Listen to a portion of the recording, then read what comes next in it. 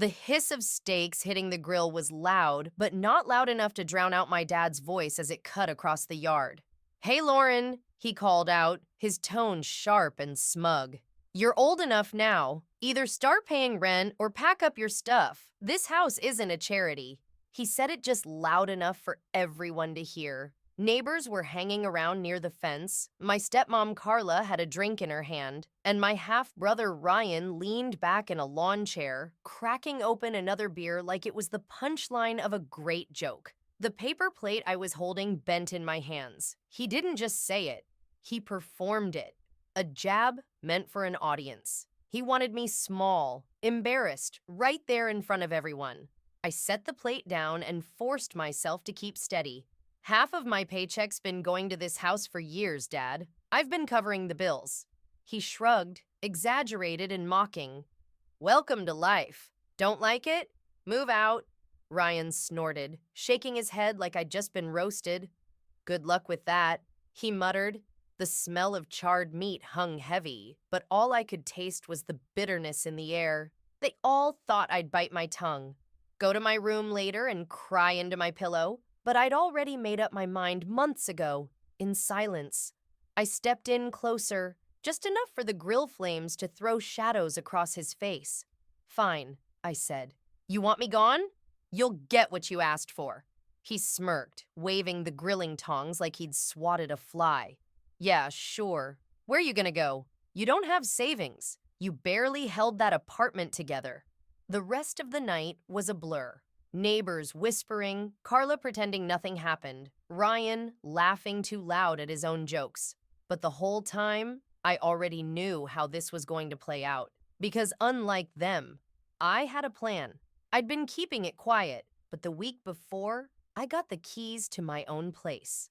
The next morning, I loaded the last box into my car. My hands shook, not from sadness, but from something sharper. Relief.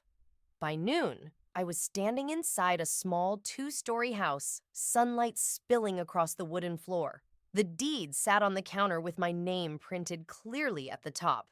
I sent my dad one short text. "I moved out.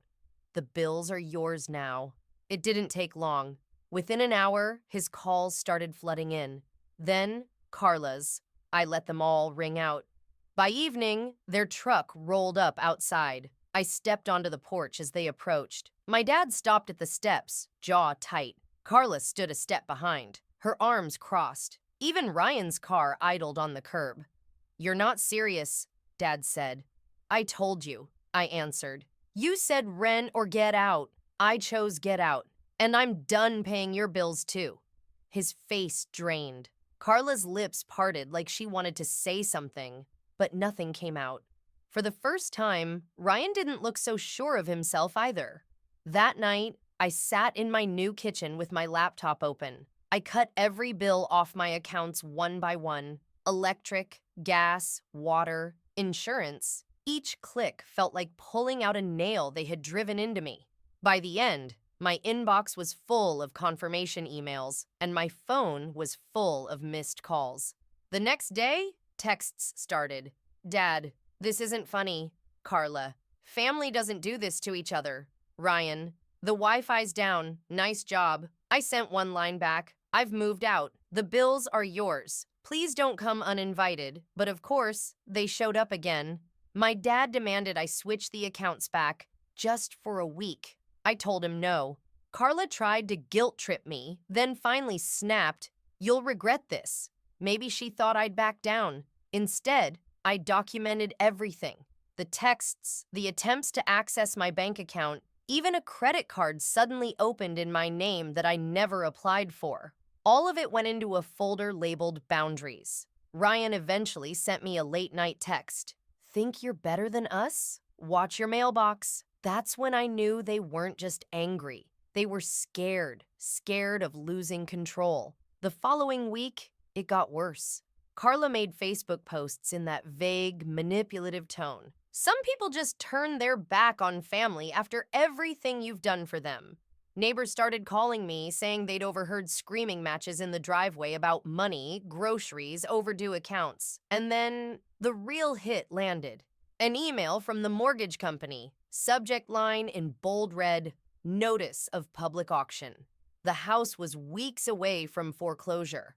I printed it and slipped it into my folder. For once, I wasn't panicking. This time, it was their problem, not mine. When they eventually showed up together, Dad red-faced, Carla trembling with anger, Ryan sulking, I didn't even let them inside. You saw the letter, my dad said. You can't let this happen. Yes, I can, I told him flatly. I'm not your safety net anymore. You'll regret this, Carla snapped. I shook my head. Number. What I regret is letting it go this far.